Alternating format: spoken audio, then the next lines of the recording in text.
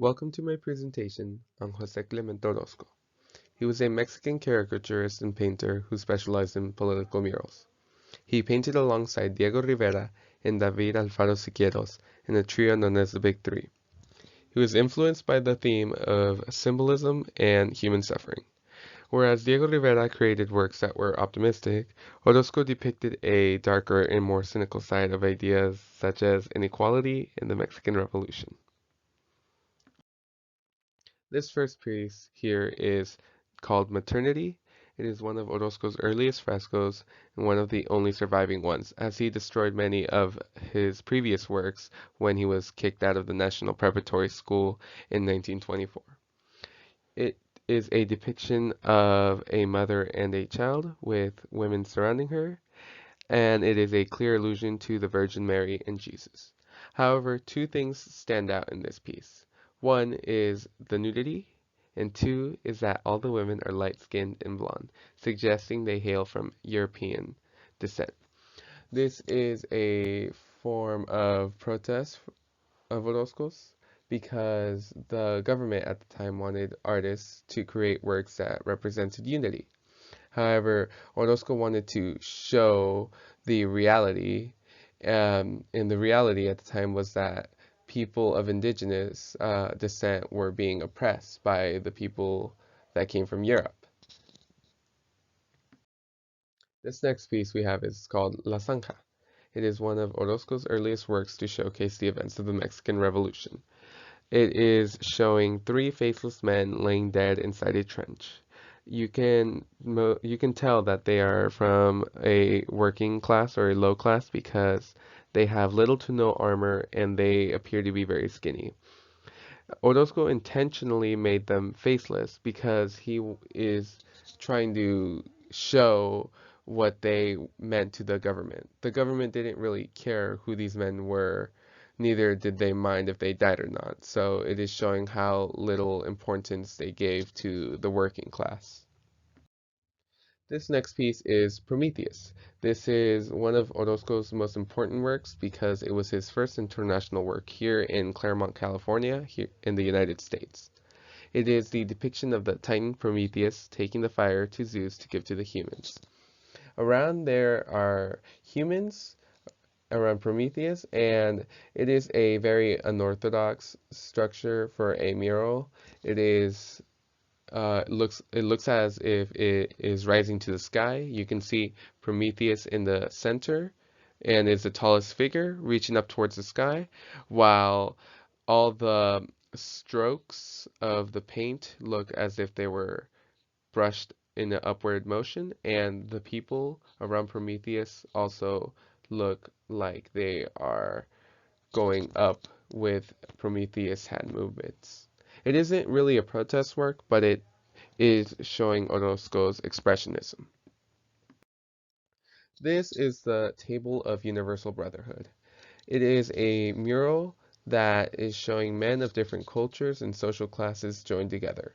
However, Orozco used darker colors in this image, suggesting an unwelcome feeling. I feel like it was intentional because, like I said before, Orozco always wanted to show the world what was really going on. And here, what he was trying to tell us was that even though equality was starting to form, many decisions made for the countries were made by the elite and the high class. So all the decisions catered to them and not really to the working class, which is where the majority of the population is, how they live. This is Paisaje Mexicano. This is an oil on canvas and is something we really don't see with Orozco. His paintings and drawings are not really well as known as his murals. It is still a protest work. It is a depiction of life before the revolution. It is when the agave plant, as you see in the middle, was a big export from Mexico, and they had the poor working for the rich to help them export this good. I like this piece, and it is one of my favorites of Orozco's because I like how much emphasis he put on the agave plant. It is seen as very big and very menacing, and he also put it in the center, in the main one. Um, if you take a look at an agave plant in real life, they aren't really as big as how he depicted them here, but he did this most likely to kind of serve as a protection to the poor woman with her child. Since Orozco was of a working class family, he felt he needed to show the world the inequality, and this is just another form of protest of his. This is the epic American Civilization. It is a another mural comprised of 24 panels across four walls of the Baker Library and Dartmouth College in New Hampshire. It is telling the story of the Americas broken down into three stages: the pre-colonial times, the arrival of the Europeans, and the modern industrial era.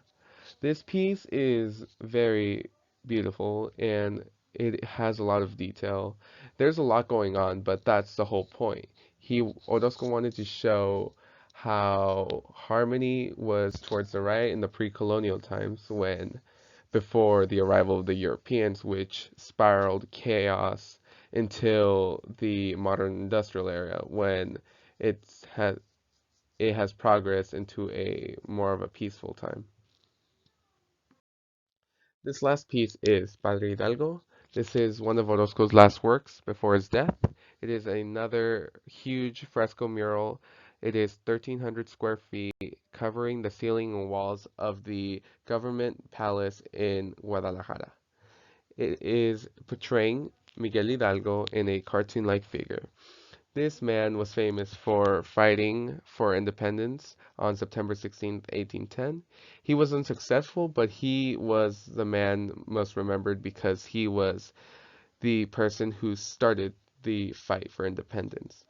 For this piece, I feel like Orozco was at crossroads. He admired this man, but he hated this man because he was helping the indigenous people fight for independence, but he was also forcing these indigenous people to convert to the Catholic religion.